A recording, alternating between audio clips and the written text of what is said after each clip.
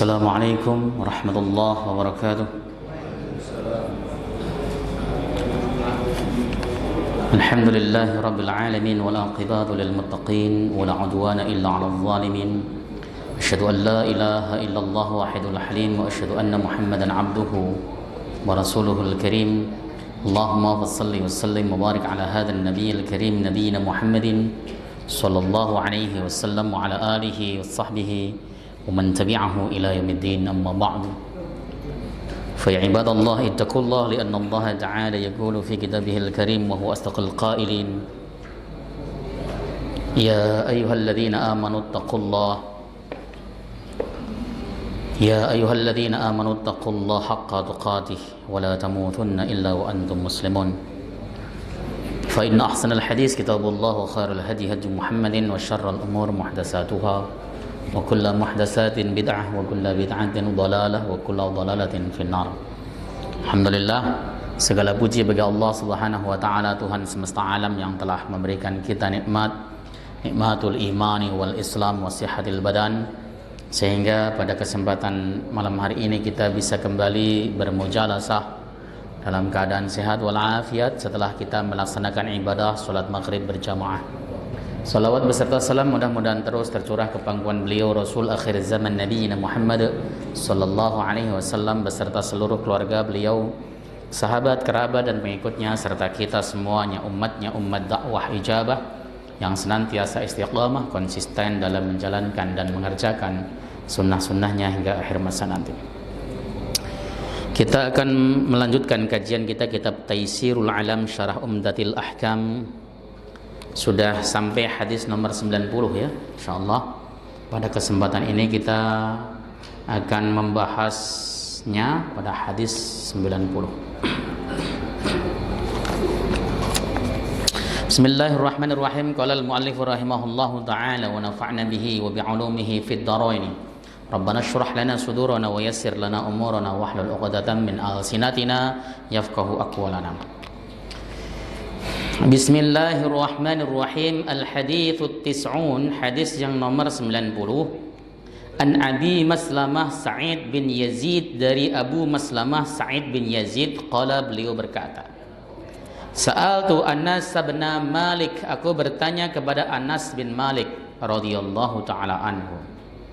Akana an-nabiyyu sallallahu alaihi wasallam yusalli fi na'laihi? Apakah Nabi sallallahu alaihi wasallam itu selalu sholat di atas sendalnya atau dengan memakai sendal? Qala, Anas menjawab, na'am, betul. Hadis ini pendek, ringkas, maknanya sangat dalam sekali. Yang pertama, para sahabat, para tabi'in atau generasi-generasi terbaik jika mendapatkan suatu muskilah, jika mendapatkan suatu masalah terkait masalah urusan ibadah, maka mereka akan bertanya kepada pakar, bukan mencari sendiri, bukan kemudian mereka-reka sendiri, tetapi bertanya kepada ahlinya.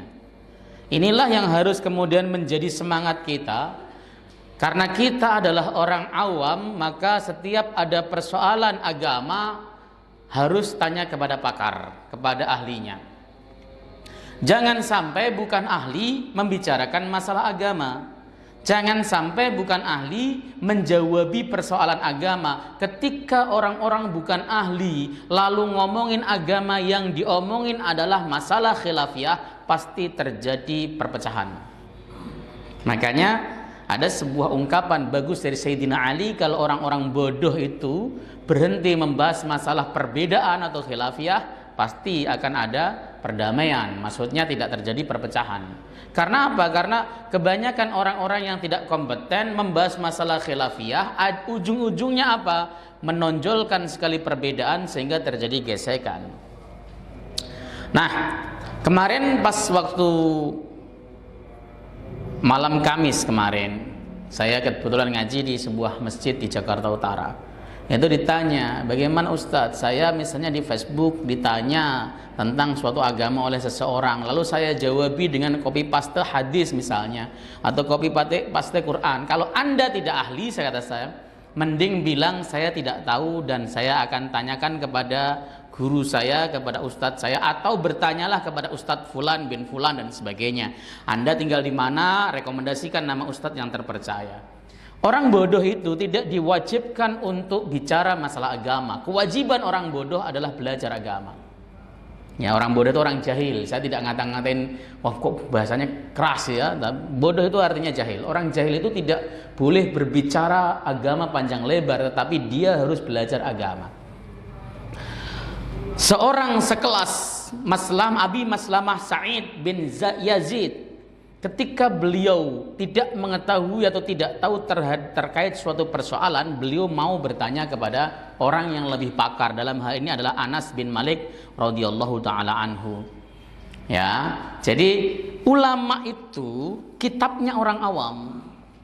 Orang awam itu tidak bisa baca kitab, nggak bisa baca Bukhari, nggak bisa baca Muslim. Kalaupun bisa pakai terjemahan, itu kadang-kadang seringnya tidak paham maksudnya. Ya. Misalnya contoh penggunaan kata ilah di dalam hadis. Ilah itu apakah maknanya pasti atau selalu berkata sampai, ataukah ilah itu bimakna lain atau bimakna ma'a, bimakna dan sebagainya. Itu hanya ulama yang bisa tahu.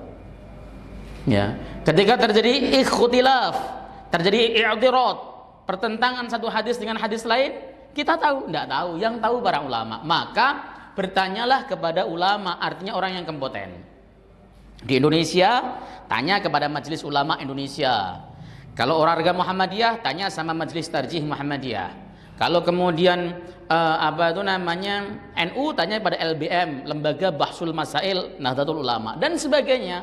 Yang memiliki, kalau Persis, tanya pada Dewan Hizbahnya Persis. Mereka memiliki satu komunitas yang isinya ulama-ulama pakar.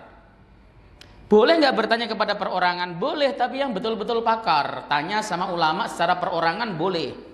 Tapi kalau ketanya pada lembaga, itu akan dijawabi oleh banyak pakar. Itu salah satu kelebihannya. Maka jangan heran kalau kemudian seperti di Mesir ada Darul Ifta Al-Misriyah. Kemudian di Jordan ada Darul Ifta'nya Jordan. Di Saudi Arabia punya Lajnah Daimah lil Buhus Islamiyah. Itu memang lembaga-lembaga yang dibentuk untuk menjawabi persoalan-persoalan agama yang berkembang di masyarakat. Tanya sama mereka, kompeten mereka.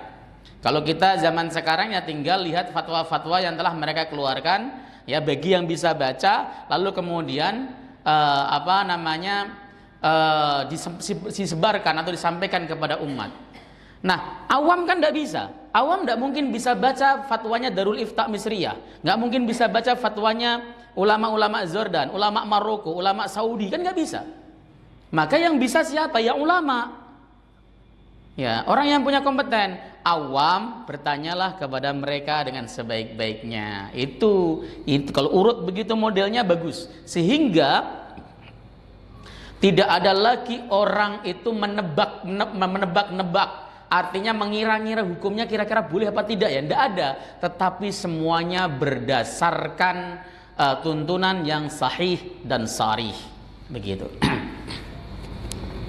Pelajaran yang kedua yang bisa diambil yang dalam hadis ini adalah bahwa Nabi SAW, bahwa para tabi'in, para sahabat dan para tabi'in itu memiliki ihtimam, perhatian yang kuat terhadap sunnah Nabi SAW. Sehingga sekecil apapun yang dilakukan Nabi dan dikerjakan, apalagi dikerjakan dengan terus menerus, mereka pengen untuk mencontohnya, mereka pengen untuk menirunya. Ya, Nabi ngelakuin ini enggak? Kalau ngelakuin saya pengen contoh, itu seperti itu. Nabi begini enggak? Kalau begini saya pengen nyontoh. Para sahabat radhiyallahu taala anhum ajma'in, mereka kalau mencontoh Nabi itu totalitas. Enggak pilih-pilih. Ini hukumnya apakah sunnah, apakah wajib, enggak pilih-pilih. Dilakukan Nabi, saya kerjakan karena saya cinta dan memang saya sengaja pengen ittiba totalitas kepada Nabi sallallahu alaihi wasallam. Abdullah ibnu Umar misalnya, ketika beliau berjalan ke Syam, ke tanah Syam, ketika melalui sebuah kebun, ya, beliau selalu beristirahat atau berteduh di bawah pohon kurma yang ada di kebun tersebut.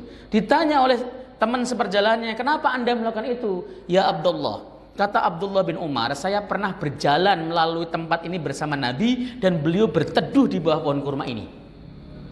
Berteduhnya saja Nabi itu diikuti. Kenapa? Karena cintanya dia kepada Nabi Shallallahu Alaihi Wasallam. Ya, makanya kalau kita berpakaian pengen niru Nabi Shallallahu Alaihi Wasallam karena cinta, ya itu bagus. Totalitas. Cara makannya Nabi, makan itu sebenarnya ibahah, boleh. Dianjurkannya dengan duduk apa saja boleh. Duduk di kursi boleh, duduk bersila seperti antum ini boleh, duduk iftirash boleh. Yang penting duduk anjurannya. Makan sambil duduk itu kan sunnah. Duduknya bagaimana? Bebas, yang penting duduk. Tapi Nabi Shallallahu Alaihi Wasallam sering kalau makan itu kaki kanannya ditegakkan dan kaki kirinya didudukin. Kita nyontoh begitu, hukumnya hanya mubah, boleh. Tapi kalau dalam rangka cinta, ya tetap dapat pahala. Wong kita cinta sama perbuatan Nabi Shallallahu Alaihi Wasallam kok. Begitu. Ini totalitas. Kalau orang itu mencintai Nabi Shallallahu Alaihi Wasallam, ya totalitas pengen melaksanakan sunnahnya. Ya, Nabi melihara jenggot. Jenggot ente cuma 3, masa dipelihara loh. Ya, masalah urusan 3, 4, 5 itu kan pemberian dari Allah Subhanahu Wa Taala. Wong jenggot itu given kok. Nggak ada. Saya itu dari dulu pengen jenggot saya begini pak. Nggak bisa saya pakai apa namanya kemiri, minyak kemiri dipanggangin, dikasih begini nggak tumbuh ya, cuman begini aja. Given. Kalau kemudian ada orang pengen melihara jenggot karena pengen ittiba kepada Nabi, ya dapat pahala meskipun cuma 1 jenggotnya yang tumbuh. Ya, jadi seperti itu. Lah kalau kemudian kita misalnya ini kita membahas bukan pada wilayah hukumnya sunnah wajib ataupun mubah ya, tetapi kita melihat bagaimana ihtimam para sahabat radhiyallahu taala anhum ajmain, para tabi'in untuk mencontoh ya Nabi Shallallahu Alaihi Wasallam secara totalitas, termasuk sholat dengan menggunakan sendal. Itu pengen dicontoh, begitu luar biasa ya. Bahkan kita seumur hidup kita itu, kalau saya pernah sih pas sholat di gunung pakai sendal. Ya pas lagi saya suka daki gunung kan waktu masih muda, waktu masih fisiknya kuat, suka daki gunung saya, Gunung Merbabu, Gunung Gede, pokoknya gunung-gunung yang tinggi-tinggi saya daki. Kalau sholat begitu pakai sendal, pakai sepatu dan sebagainya. Nah itu pernah. Tapi kalau di masjid apakah pernah? Enggak pernah. Diomelin orang kalau kita seperti itu. Tapi pada dasarnya boleh ya. Nah ini kita akan bahas al-makna ijmali, makna globalnya. Sa'ala Sa'idun ibnu Yazid Anas bin Malik radhiyallahu taala anhu. Sa'id bin Yazid bertanya kepada Anas bin Malik, semoga Allah ridha kepada beliau, anin Nabi sallallahu alaihi wasallam, tentang Nabi sallallahu alaihi wasallam, akana yusalli fi na'laihi liyakuna lahu kutwatan fi. Apakah Nabi itu sholat di atas sendalnya, artinya sholat sambil memakai sendal, supaya apa? Supaya dia memiliki contoh, memiliki teladan dalam perkara itu, dalam perkara pakai sendal itu. Fa'ajabahu Anas menjawabi, na'am, betul, Nabi itu sholatnya ya pakai sendal. Kana yusalli fi na'laih, beliau selalu sholat di atas sendalnya. Wa anna dzalika min sunnatihi al-mutahhirah, dan sesungguhnya itu merupakan bagian sunnah Nabi yang suci. Ya, dulu masjidnya Nabi Shallallahu Alaihi Wasallam kan tanah, ya tanah dibersihkan, diratakan, kemudian samping kanannya dibikin got, dibikin parit, begitu supaya hewan itu tidak masuk. Lalu kemudian atapnya dikasih pelepah kurma, sementara dibangun dindingnya hanya separuh saja. Lah ketika mereka melaksanakan sholat, mereka ya di atas tanah itu tanpa ada sajadah. Nabi kadang-kadang menggunakan humur, sajadah kecil ya, untuk dijadikan sebagai tempat alas sujudnya. Disitulah kemudian yang dijadikan dasar oleh para ulama saat ini, bahwa sholat di atas karpet, sholat di atas tegel, sholat di atas keramik itu boleh, karena Nabi pun kalau sholat ya beberapa kali menggunakan humur, menggunakan alas kepala, alas wajah beliau kecil begitu. Ya, meskipun kalau kita lihat dalalah atau kita lihat hadis-hadis redaksi yang Nabi Shallallahu Alaihi Wasallam sholat menggunakan humur itu adalah sholat sunnah, tetapi ketika tidak ada kekhususan dan larangan, maka dalil keumuman sholat itu bisa dipakai, bahwa semua sholat berarti boleh menggunakan humur.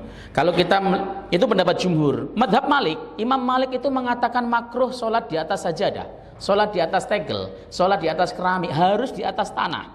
Kalau kita sholat di atas apa namanya, keramik, di atas tegel, versinya Imam Malik itu makruh.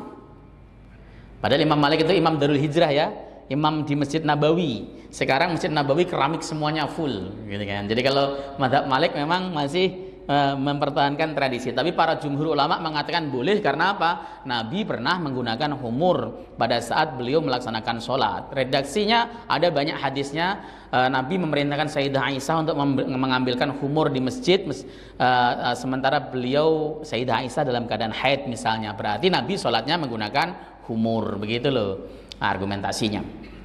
Nah, tapi Nabi SAW itu ketika masuk masjid sendalnya tidak dilepas. Nanti akan ada pembahasan tentang masalah itu lebih dalam. Nah, kita santai sajalah membahasnya. Dan ini merupakan bagian sunnah Nabi yang suci. Maka berkali-kali saya mengemukakan sunnah Nabi, apapun bentuknya, cobalah Anda praktekkan supaya tidak hilang. Supaya anak-anak kita itu tahu bahwa itu adalah sunnah Nabi. Supaya anak kita itu mau bertanya kepada kita, kok begitu Pak, kok begitu ya, kok begitu Bi, kok begitu. Nah, kita bisa mengatakan ini bagian daripada sunnah Nabi. Seperti contoh praktek-praktek sholat yang dipraktekkan Nabi, misalnya sholat istisqa, sholat apa saja, gerhana, praktekkanlah. Ya, kenapa? Supaya anak kita tahu itu merupakan sunnah Nabi SAW yang suci. Ya. Ma yu'khadhu minal hadis, apa pelajaran yang bisa diambil dari hadis ini? Yang pertama, istihbabus salati fi na'lain haitsu kana min fi'lin nabi sallallahu alaihi wasallam. Sunnahnya salat di atas sendal. Sunnah kenapa ya? Karena itu perbuatan Nabi. Segala sesuatu yang dipraktekkan Nabi, apalagi menggunakan segot kana, yang mana menurut para pakar hadis kana itu ketika dipakai di dalam hadis dalalahnya adalah lil muwadhabah, sering atau selalu. Ya. Ini dilakukan Nabi, sesuatu hal yang dilakukan Nabi itu ya sunnah hukumnya. Begitu. Termasuk fi'lun Nabi. Dan tidak ada ulama yang mengatakan bahwa sholat pakai sendal itu khusus bagi Nabi, tidak ada, karena para sahabat pada waktu itu ketika beliau bermakmum pun pakai sendal bersama dengan Nabi SAW. Wah, ini Ustadz, ini kan nanti begini misalnya alasannya. Makanya di dalam kitab Zubat karangan Ibnu Ruslan itu dikatakan tolok ukur disebut baik atau tidak baik itu syariat, bukan adat, bukan akal. Ya, al khairu ma yuhsinuhu syar'u jazman. Kebaikan adalah apa yang dianggap baik oleh syariat secara pasti, secara mantap. Kalau syariat mengatakan itu baik, meskipun kita itu mengatakan tidak baik, wah, enggak, namanya enggak higienis misalnya bahasanya, tetap baik. Tahnik itu kan sebagian orang mengatakan enggak higienis. Wong kita nih orang tua bayi baru lahir nih ceritanya nih, lalu kemudian datang bapaknya lalu kemudian ngambil kurma, kemudian dikunyah-kunyah sampai kemudian lembut, lalu diambil dan dioles-oleskan di langit-langit atau di lidah anak bayinya tersebut. Kalau orang-orang yang zaman sekarang kan nggak higienis, itu kan kuman. Bapaknya itu kuman, tapi bapaknya jangan perokok, itu racun semuanya nanti. Bapaknya kebal-kebal, sini saya tahnik. Makanya nahnik itu adalah seorang ulama dan orang soleh yang rajin gosok gigi. Para ulama kan rajin siwak. Ya, ditahnik. Itu kan kalau kemudian kita pikir, loh, itu kan masuk ke mulut. Mulut ini kan konon kalau kita bicara tentang masalah kesehatan, itu kan sarang kuman mulut ini. Mulut itu sarang kuman. Mulut orang dewasa apalagi habis makan jengkol, habis makan daging, habis apa dan sebagainya, masuk sarang kuman, tiba-tiba buat nahnik. Tapi itu syariat. Syariat. Ya. Kan banyak sekali kemarin tuh orang-orang yang protes, wah, itu hari raya kurban itu jangan kurban motong hewan lah. Ya dialihkan saja ke duit, dibantu dengan duit.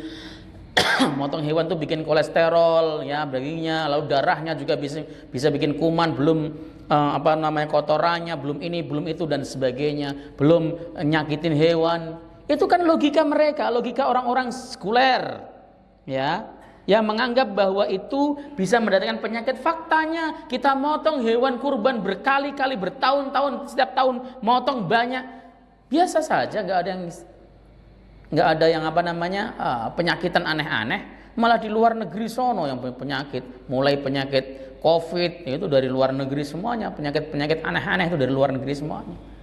Ya, ini fakta bahwa kebaikan itu adalah tolak ukurnya syariat. Kalau syariat mengatakan baik ya baik, kalau syariat mengatakan tidak baik ya tidak baik, selesai. Kan? Sholat di masjid pakai sendal itu kan jelek. Kenapa? Ya nggak rapi, itu aja lah. Ya. Tapi karena Nabi Shallallahu Alaihi Wasallam melakukan, kalau kita lihat hadis Nabi Shallallahu Alaihi Wasallam itu kan, Nabi bertanya kepada para sahabat, apakah orang-orang Yahudi itu kalau masuk sinagognya itu mereka pakai sendal atau dilepas? Mereka melepasnya ya Rasul. Kalau begitu pakai sendal kalian, wa khaliful Yahud, dan selisih orang Yahudi. Dipakai orang Yahudi itu kalau masuk sinagog, tempat ibadah, mereka melepaskan sendalnya di luar. Kemudian setelah itu mereka masuk tanpa sendal. Orang Islam tidak. Orang Islam beda dengan Yahudi, masuk dengan sendalnya karena Nabi Shallallahu Alaihi Wasallam memang suka atau tidak suka untuk menyerupai Yahudi. Begitu. Tapi sekarang kebalik, orang Yahudi masuk ke dalam sinagognya malah sendal dan sepatunya dipakai. Termasuk orang Nasrani pakai terus. Orang Islam gantian dilepas. Ya, seperti itu, kebaliknya zaman tuh. Ya, jadi kita bicara masalah hukum. Anda mau melaksanakan, enggak, itu nanti ada pertimbangannya. Ya, para ulama juga menimbang. Saya pernah membahasnya di sini juga sebenarnya. Tapi kan bahasanya di sini adalah kita membahas masalah sunnah Nabi Shallallahu Alaihi Wasallam. Itu bagian sunnah.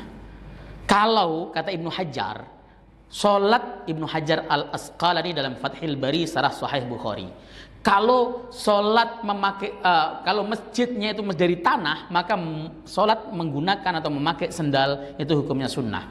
Dan sebenarnya hukum sunnah ini tidak akan hilang, ya, dengan catatan bisa menjaganya dari sesuatu hal yang menyakiti makmum lain. Sendalnya berarti harus bersih, harus suci. Kalau begitu punya sendal khusus untuk masuk dalam masjid, silahkan. Ya. Dulu ada seorang Gus namanya Gus Fadlu, itu kalau jadi imam tarawih itu pasti pakai sendal. Ya, masuk ke masjid itu plok pakai sendal. Allahu Akbar, imam pakai sendal. Ya. Ya, salah satunya motivasi pengen mengamalkan hadis Nabi Shallallahu Alaihi Wasallam. Tapi sandalnya bersih. Ketika bersih, sandal Anda bersih dan tidak menyakiti yang lain, silahkan amalkan kalau mau. Tapi kalau bisa menyakiti orang lain, menjadikan musolli yang lain itu tersakiti dengan sandal Anda, ya itu tidak boleh. Karena apa? Karena sholat menggunakan sandal hukumnya sunnah, tapi menyakiti muslim lain itu hukumnya haram. Yang haram harus didahulukan daripada mengerjakan sunnah. Meninggalkan yang haram harus didahulukan daripada mengerjakan yang sunnah. Ini yang kemudian sekarang kita pakai. Bayangkan kalau kemudian kita izinkan DKM misalnya, Pak Ibnu mengizinkan besok sholat pakai sendal semuanya, karpet ini buluk ini pasti.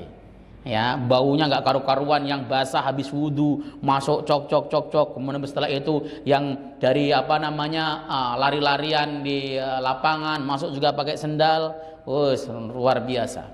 Nah, inilah yang kemudian oleh jumhur ulama dimaknai bahwa kalau menggunakan sendal bisa idzaul ghair, idzaul muslim, maka melepas sendal itu menjadi suatu hal yang sunnah. Begitu. Ya. Makanya kalau Anda tawaf pakai sendal di Mekah, tidak ada yang marah. Karena memang tidak masalah toh. Yang penting suci itu saja. Jangan sendal Anda habis nginjak-nginjak tai burung lalu kemudian dipakai untuk tawaf. Kenapa? Nyakitin yang lain ketika sujud bau tai burung. Itu yang tidak boleh. Yang tidak boleh itu menyakiti orang lain itu. Nah, itu seperti itu. Yang nomor 2, jawazu duhulil masjid bihima. Boleh masuk masjid dengan menggunakan sendal, boleh. Pakai sepatu juga boleh, ya. Ba'da tanzifihi ma minal aqdari wal anjas, setelah mensucikannya dari kotoran dan najis. Ya, Anda mau masuk masjid pakai sendal, tidak ada yang marah. Anda mau masuk masjid pakai apa sepatu, nggak ada yang marah dengan catatan suci. Tapi kalau sekarang sih saya rasa hampir semuanya melarang ya. Di Masjidil Haram Anda masuk pakai sendal masih ke dalam masjid pasti ditegur askar. Ya. Kecuali terlalu padat kredit ya nggak ketahuan. Tapi kalau askar tahu dilarang, suruh masukin ke dalam plastik biasanya.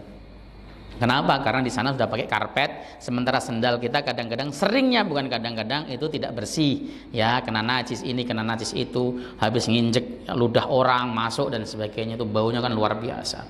Nah inilah yang kemudian Ibnu Hajar mengatakan bahwa melepas sendal pada saat seperti itu lebih utama daripada memakainya. Ijtihadnya di sana. Yang ketiga, anna ghalabatadz dhanni fi najasatihima la tuhrijuhuma an asli taharati fihima. Sesungguhnya dugaan ya najisnya sendal tersebut itu tidak menyebabkan sendal tersebut itu bisa keluar dari hukum asalnya yaitu suci. Ini jelas, ini kaidahnya adalah al yakin la yuzalu bisyak. Sesuatu yang yakin itu tidak bisa dihilangkan dengan yang ragu, ya. Jadi atau pakai kaidah al aslu baqa'u makana ila makana. Ya, hukum asal adalah tetapnya sesuatu sebagaimana asalnya. Jadi ketika kita pakai sendal, dari kita merasa suci, memang sudah kita suci benar-benar suci. Lalu kita pakai, kita jalan di jalan raya. Nah, kemudian kita menduga jangan-jangan sendal saya kena najis, kan ini jalan banyak najis dan sebagainya. Selagi Anda tidak yakin betul nginjak najis, itu masih tetap suci. Kenapa? Karena keyakinan suci awal kita suci, kita sudah cuci betul kok, sudah pakai air, itu betul-betul suci. Lalu kita pakai, kita ragu kena najis tidak. Keraguan-raguan itu tidak menyebabkan dia keluar dari hukum asalnya, yaitu suci. Ini kan kaidah yang sering kita baca atau dalam kitab-kitab fikih. Misalnya contoh, kita sudah wudu, ya sudah wudu betul-betul wudu, tadi saya wudu, kemudian ke atas kita, tadi saya batal apa enggak ya, ragu saya, itu masih tetap suci. Kenapa? Karena sudah wudu, wudunya yakin, batalnya ragu. Yang ragu ini tidak bisa mengalahkan yang yakin. Saya belum wudu nih ceritanya, belum wudu. Kemudian ragu, saya sudah wudu apa belum tadi ya? Hukumnya belum wudu. Kenapa? Karena belum wudunya itu yakin. Sementara dia sudah wudu atau tidak, dia ragu-ragu.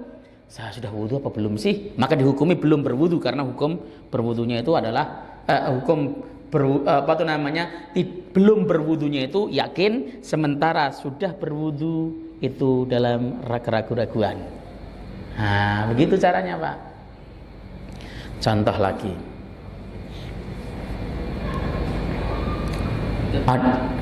ada kucing, dia makan bangkai misalnya, kita lihat, habis itu kemudian kucingnya pergi, nggak berapa lama lagi datang ke kita, jilatin ke kita, itu dihukumi suci tetap. Kenapa? Karena kucing tadi sempat pergi dan kita tidak tahu. Nah, seperti itu. Kemungkinan semacam itu dibahas dalam kitab fikih. Banyaklah. Bahkan kalau dalam kitab Kifatul Ahyar itu dibahas, ada anjing ya, jauh misalnya jarak sekitar 500 meter, kita lihat dia memasukkan kepalanya ke dalam ember. Ya, lalu kemudian dia pergi. Bagaimana hukum ember tadi? Tetap dihukumi suci selagi kita tidak melihat dengan mata kepala dia jilatin airnya. Kalau hanya sekedar kepalanya kan masuk begini Ustadz, ya pasti minumlah. Gak ada yang pasti, wong Anda gak ngelihat kok. Itu seperti itu ke dalam pembahasan fikih. Makanya ketika kita faham fikih dengan baik, itu tidak ada was-was, nggak ragu-ragu dan sebagainya, karena kaidahnya sudah ada semuanya ditentukan oleh para ulama. Oke ya. Jadi kalau kita pakai sesuatu, nah kita ragu apakah ini kena najis atau tidak, ya enggak masalah, tetap pakai saja. Misalnya kita bawa sarung, lalu kemudian kita taruh sarung kita di rumah, dibawa anak kita sarung kita ternyata dibuat ya dipakailah anak kita yang masih kecil. Kita nggak ngelihat apakah anak kita ngompol di situ atau ngapapun di situ. Kita kemudian gini nih, ini sarung ini kena najis apa enggak ya? Itu tetap dihukumi suci karena hukum asalnya sarung tadi adalah suci. Keraguan-raguan tidak bisa melepaskan dia dari hukum asal sucinya tadi. Ini sama dengan masalah sendal yang dibahas di sini. Faidatun ay hadhi faidatun. As-salatu fin ni'ali wad-dukhulil masjid wad-dukhulul masjid fihima. Salat dengan menggunakan sendal dan dengan menggunakan kedua sendal, ya, asbahat mas'alatun muskilah. Fa sunnatun Nabi sallallahu alaihi wasallam sharihatun bi jawazi dzalika bal bi istihbabih. Ya. Salat dengan menggunakan dua sendal dan masuk masjid dengan menggunakan sendal hari ini itu menjadi suatu masalah yang muskil, pelik lah ya.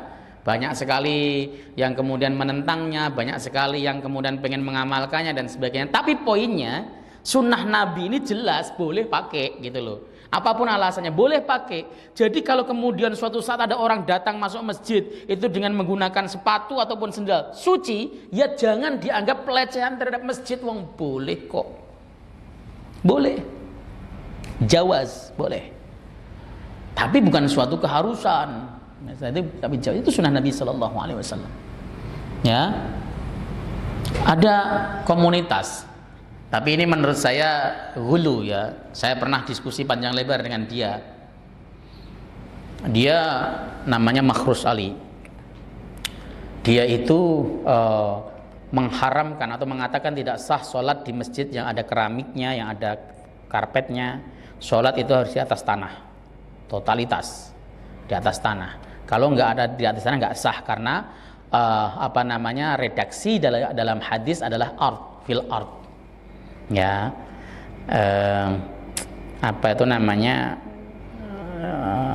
di Quran juga mengatakan bahwa kita disuruh untuk melaksanakan sujud di atas bumi, bukan di atas karpet, bukan di atas keramik, kata dia. Ya, dia ngomong begitu. Saya kan kalau jawabi suka asal ya. Berarti kalau begitu Anda tidak boleh jalan di atas aspal. Ya, dan juga tidak boleh jalan di atas keramik ataupun paving block, nggak boleh, karena Allah mengatakan kul siru fil ardi, katakanlah ya Muhammad, berjalanlah kamu di muka bumi. Ya, harus jalan di muka bumi, di tanah terus. Nah, gitu.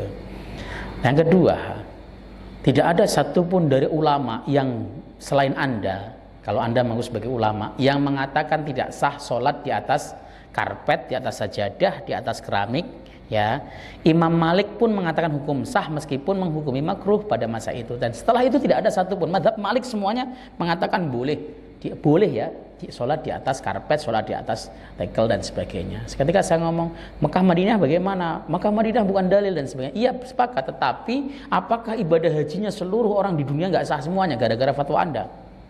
Gitu. Itu debat kocluk saya sama dia. Ya.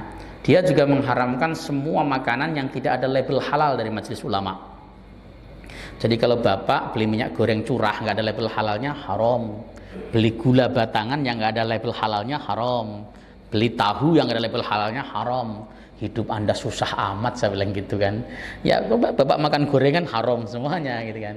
Nah itu sholatnya komunitasnya di atas tanah pakai sendal. Dia kalau sholat itu ya di kebun-kebun begitu, betul-betul di kebun, pakai tanah, pakai sendal, betul. Ya, dalam hal itu saya tidak protes, boleh. Ya, jangan dia wah itu enggak boleh dan sebagainya. Enggak boleh, sholatnya boleh. Tapi pandangan-pandangan dia yang lain itu gulat, seperti makan telur haram, makan ayam haram. Ya, ayam itu haram, diharamkan sama dia. Ya sudahlah, kalau dia mau seperti itu, tapi saya nggak mau mengikuti. Aduh, argumen cukup panjang tentang masalah hadis. Ketika saya sodorkan hadis, kemudian diinterpretasikan oleh Imam Ahmad bin Hanbal, dia mengatakan, ya itu kan pendapatnya Imam Ahmad, saya punya pendapat sendiri, katanya. Ya udah, kalau merasa sebagai orang yang lebih jago daripada Imam Ahmad. Itu contoh ya, bahwa sholat pakai sendal itu boleh. Jadi kalau suatu saat bapak melihat ada orang di jalan sholat pakai sendal, boleh, silahkan. Sholat di trotoar boleh nggak? Boleh, wong dalilnya kullu ardin masjidun, setiap bumi itu masjid.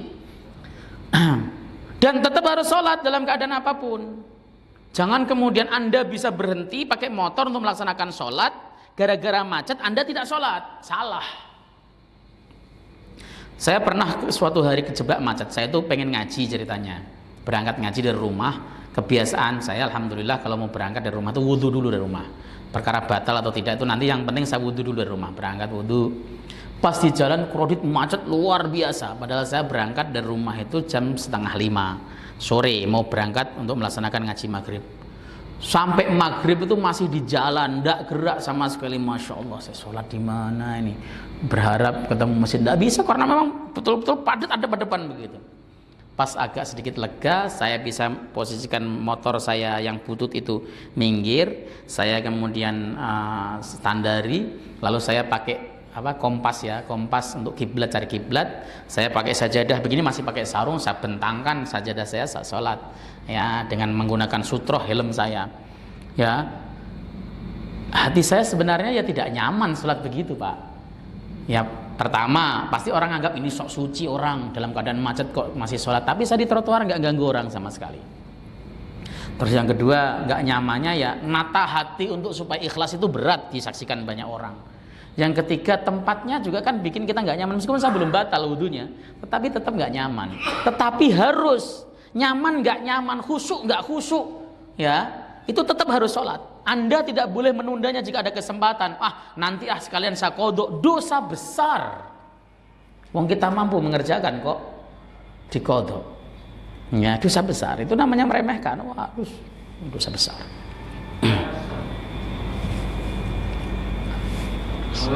Sebentar Pak, monggo silakan deh. Menghadap kiblat, tapi kita naik kereta. Kiblatnya menghadap kiblat. Sholat dengan berwudu pakai wudu. Karena di kereta api misalnya ada kadang-kadang tak ada. Itu bagaimana? Ya, harus tetap sholat di kereta, semampunya melaksanakan sholat, boleh tayamum, bahkan boleh tidak tayamum. Namanya sholat faqidut tuhurain atau sholat faqidus syurut, sholat yang kurang syarat jelas. Nggak bisa menghadap kiblat, nggak bisa berdiri, nggak dapat air, nggak dapat seandainya pun ada debu juga, ya bisa dapat debu lah, oke lah tayamum. Tapi itu disebut sholat faqidus syurut. Sholat faqidus syurut itu kualitasnya hanya untuk lihurmatil waqt, untuk menghormati waktu. Kita tetap harus melaksanakan sholat. Tapi pendapat mayoritas ulama, diantaranya Al-Imam An-Nawawi, kemudian pendapat Syekh Muhammad bin Shalih Al-Utsaimin dalam Majmu' Fatawa Rasail, beliau menghukumi dia ketika sampai tempat tujuannya atau sampai rumah harus mengulang, muaddah bukan qadha. Itu saja yang saya bisa jawab Pak Haji. Ya, mengulang karena faqidus syurut. Itu versinya ulama-ulama yang saya sebutkan tadi, ulama jumhur. Tapi ada juga yang mengatakan tidak usah mengulang. Itu pendapatnya Syekh Muhammad Amin kalau nggak keliru.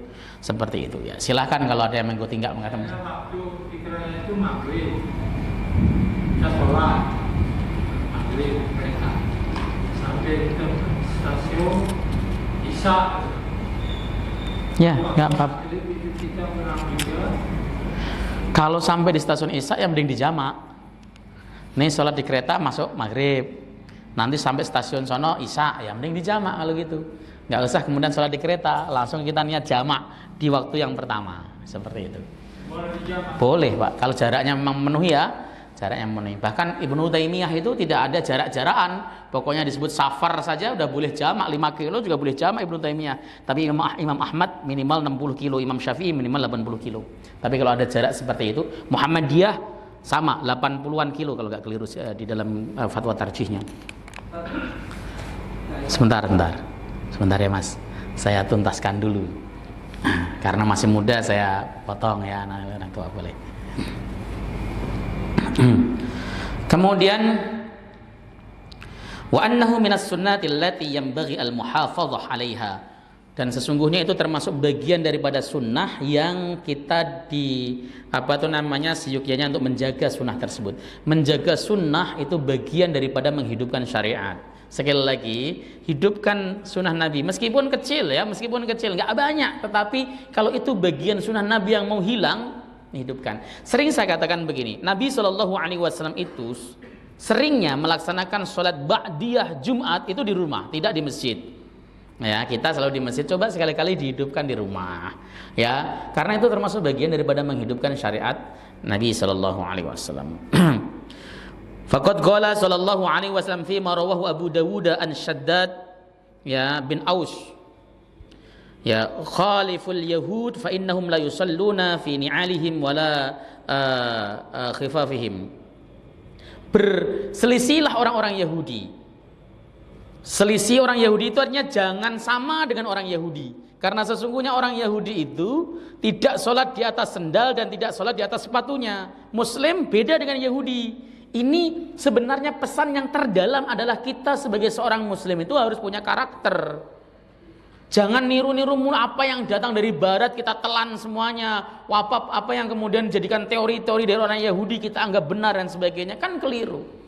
Umat Islam itu harus bangga terhadap ajarannya sendiri. Ya, jangan kemudian dikit-dikit teorinya harus ngambil dari barat. Ya, harus ngambil. Saya pernah waktu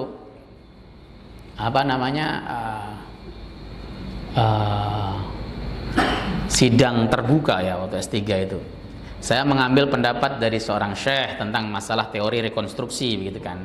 Tapi profesornya mengatakan dia bukan pakar rekonstruksi, bukan pakar. Saya bilang bukan pakar. Kalau dia telah menetapkan itu dalam karya ilmiahnya, maka dia boleh untuk diambil. Yang penting dia sudah melakukan penelitian dan penelitiannya tersebut prosedural, tidak masalah. Jadi padahal dia orang Islam, kenapa tidak bangga kemudian ketika ada para pakar Islam yang menghembuskan atau memberikan teori baru untuk melengkapi teori-teori yang ada berdasarkan khasanah Islamnya. Misalnya beliau ketika menyebutkan rekonstruksinya, beliau mendasari dengan rekonstruksi fikih misalnya. Ya apa bedanya dengan rekonstruksi bangunan? Ya sama sebenarnya. Hanya saja Islam itu beliau mendasarinya dengan banyak nas, baik Quran maupun hadis. Itu beda. Dan kita tidak bangga terhadap itu. Nah, mestinya orang Islam itu memiliki kepribadian, memiliki ciri khas, memiliki pembeda, diferensial dengan orang Yahudi dan Nasrani. Jangan kok pengen ngekor terus. Itu sebenarnya makna terdalam dari wa khaliful yahud. Selisilah orang-orang Yahudi. Kita saat ini kan ikut semuanya, Pak. Pola ekonominya juga sama kok, ikut kok. Apa yang enggak kita ikuti? Kita ikuti habis-habisan. Ya. Ketika orang-orang Yahudi, orang-orang non-Muslim itu misalnya mereka menggunakan membangun bank konvensional, orang Islam niru dan dimodifikasi menjadi bank syariah. Niru, kenapa nggak kemudian bikin inovasi baru yang sesuai dengan standar kita? Maksudnya ini bukan menyalahkan, ini hanya sekedar wacana pemikiran saya begitu. Kita kok banyak niru ya, asuransi, kemudian kita bikin asuransi syariah. Setelah saya pikir-pikir kok modelnya ya sama, mana letak bedanya sih? Hanya namanya murabahah, mudharabah, ujung-ujungnya begitu-begitu aja dalam hati saya. Allah Ta'ala alam bisawab. Silahkan kalau mau nanya. Waalaikumsalam. Bagaimana kalau kita lagi di luar, kita ingin sholat, pakaian itu kena air suci itu banyak, dan waktu itu cuma sebentar seperti sholat maghrib itu bagaimana? Kena air pipisnya banyak? Pakaian kita celana banyak tapi? banyak, anak. Oke, anak. Kalau masih mungkin untuk dicuci, harus dicuci, apalagi ada air. Basah Ustadz, basah itu tidak menjadikan kita tertimpa mudorot. Misalnya contoh dengan basah lalu kita kejang-kejang lalu mati, nah itu baru boleh. Tapi kalau masih memungkinkan untuk mencucinya, dicuci. Waktu sholat maghrib Ustadz, waktu sholat maghrib kita mengikuti pendapat mayoritas ulama yang mengatakan habisnya adalah sampai sholat isya. Di seluruh waktu di sepanjang garis khatulistiwa, maksudnya negara garis khatulistiwa termasuk di Saudi Arabia, itu maghrib, isya ke maghrib sekitar 1 jam lebih dikit. Berarti waktunya masih lama untuk mencuci sekitar ya nggak lama lah. Tapi kalau itu nggak bisa dilakukan semuanya, ya nggak bisa dilakukan, mau mencuci nggak bisa Ustadz, ini kita sholatnya lagi di jalan dan tidak menemukan air sama sekali kecuali hanya untuk wudhu. Bagaimana? Sholat semampunya, namanya sholat faqidus syurut, sholat kurang syarat. Apa syaratnya yang dilanggar? Tidak memakai pakaian yang suci. Kalau begitu bagaimana? Nanti ketika dia sudah sampai rumah, mandi, ganti pakaian, sholatnya diulang, sama namanya. Sholatnya hanya untuk menghormati waktu. Kalau memang kondisinya misalnya di kereta api, anak kita lagi mangku anak, tiba-tiba pipis. Aduh, nyucinya di mana? Kereta api kan susah. toiletnya begitu, lalu kemudian airnya juga gak begitu banyak, repot ya, silahkan. Sholatnya adalah biqadri imkan, semampunya. Gitu. Tetap sholat harus, jangan mengatakan tidak sholat. Karena sholat itu tidak boleh ditinggalkan dalam keadaan apapun. Ada lagi? Tadi Pak yang tadi tunjuk jari di belakang, sudah cukup. Cukup, alhamdulillah. Ya, kita hidupkan sunnah Nabi walaupun sedikit-sedikit. Nah, kapan-kapan, nah kita masuk masjid pakai sendal tapi sholatnya di luar, ya, praktek sholat sunnahnya, ya di teras itu bisa. Yang penting sekali-kali mempraktekkan sunnah dari Rasulullah Sallallahu Alaihi Wasallam. Ada perasaan damai dan senang gitu kalau kita itu mempraktekkan sholatnya Nabi Sallallahu Alaihi Wasallam meskipun cuma sekali, 2 kali dan sebagainya. Ya, kita tutup dengan kafatul majlis. Subhanakallahumma bihamdika asyhadu an la ilaha illa anta astaghfiruka wa atubu ilaik. Kalau kita pakai sendal masjid, tapi misalnya dari rumah agak jauh, kita pakai sendal itu masuk masjid, kita sudah duduk rumah, pakai sendal, lalu pergi jalan, betul. tapi masuk masjid, pakai sendal. Ya tidak apa-apa. Tahu kan apa yang kita injek itu Ustaz bilang itu barang yang haram. Ya, najis. Tapi selagi nggak yakin, ya tadi yang saya katakan, selagi kita nggak yakin nginjek, misalnya maaf, tai anjing, tai kucing atau apa dan sebagainya, nggak yakin, memang jalan saja, ya tetap suci hukumnya. Apalagi tinus syawari, tanahnya jalan itu makfu, dimaaf. Tanah jalan-jalan itu, debu-debunya jalan itu dimaaf. Debu ini dari mana Ustaz? Ya enggak pakai nanya lah, mau kelihatan debu, jalan saja itu dimaaf. Misalnya contoh, habis hujannya nggak begitu deras, kita jalan dari rumah pakai sendal nyepret itu kan kotorannya sendal kena sampai sarung kita, ya sah. Kita di jalan pakai celana bawa motor dicepretin orang, jres jalan air, celananya bagaimana, sarungnya bagaimana, suci tetap, karena tinus syawari itu memang dimaaf seperti itu. Nggak masalah, boleh. Nggak, kalau tidak kentut atau tidak pipis di jalan, selagi dia masih terjaga dari semua itu, jalan dari rumah menuju masjid pakai sendal, nggak masalah. Boleh ya, boleh. Ya nanti kalau masalah bolehnya tidak masuk masjid ya tanya DKM itu kalau itu. Ya warna DKM. Tapi menurut saya hampir tidak ada DKM yang memperbolehkan. Ngerawat masjidnya susah masalahnya. Saya rasa begitu. Terima kasih. Saya sudah tutup tadi. Assalamualaikum warahmatullahi wabarakatuh.